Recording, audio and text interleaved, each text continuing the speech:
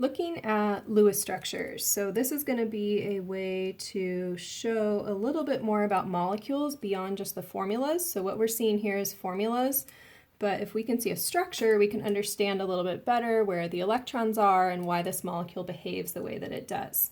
So a couple of the notations that you'll see me use on this page, dots are representing valence electrons. And so we want to remember that those are negative. They're going to look just like dots, but those are negative. And then I'll also be using some red here to represent covalent bonds.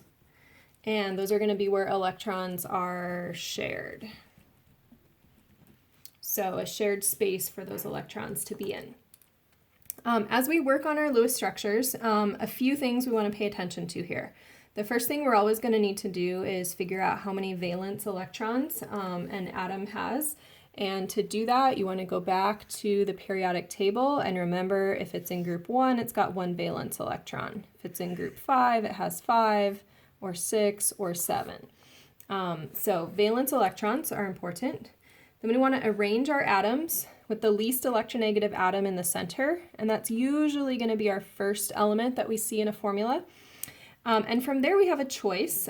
We can choose to draw Lewis dots and connect them, or we can alternatively count like you'll see in the textbook and maybe more widely on the internet. So we have two different options for how to solve these problems. Each one has its strengths and weaknesses, so I will demonstrate both of them. So let's take a look. We're going to go with this drawing Lewis dots first. So hydrogen is in group 1, so I would draw it with 1 valence electron. And then here's another hydrogen because I have 2 with 1 valence electron. So I'm working on kind of this 3A method here where I draw the valence electrons, and then a bond is going to be between an unpaired electron and an unpaired electron. So this is what we call a single bond, and that single bond is formed between 2 electrons. Now, the benefit of that for hydrogen is that this hydrogen thinks that 2 electrons belong to it, and 2 electrons give it a full outer shell. This hydrogen thinks 2 electrons belong to it, and that gives it a full outer shell as well.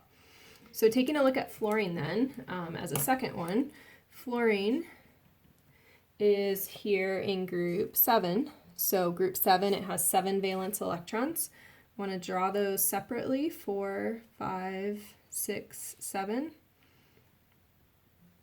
So 7, and leave the unpaired ones facing each other because that's going to help me with my kind of dot to dot like you do when you're a kid, connect the dots.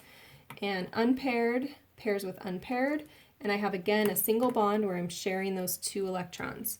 Now notice again, this fluorine thinks it has 2, 4, 6, 8 electrons, so that's a stable octet or full outer shell. And then this fluorine has 2, 4, 6, 8 electrons, so it's thinking I have a stable full outer shell. Again, single bonds here. All right. If I continue with this and I try oxygen, this is the oxygen in the air that we breathe. I've got my 2 oxygens.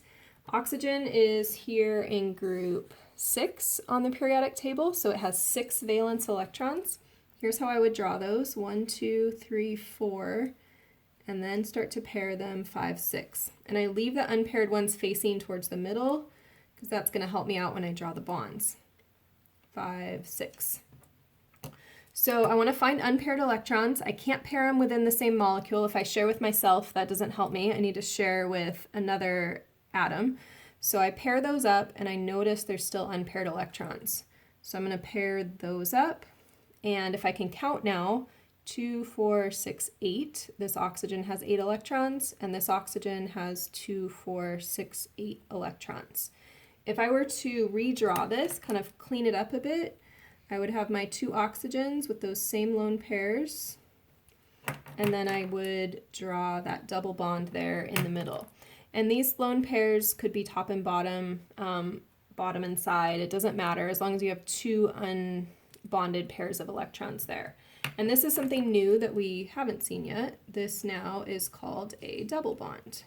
And in that double bond, there are 4 electrons, 2, 4. So single bonds, double bonds, all to get that full outer shell.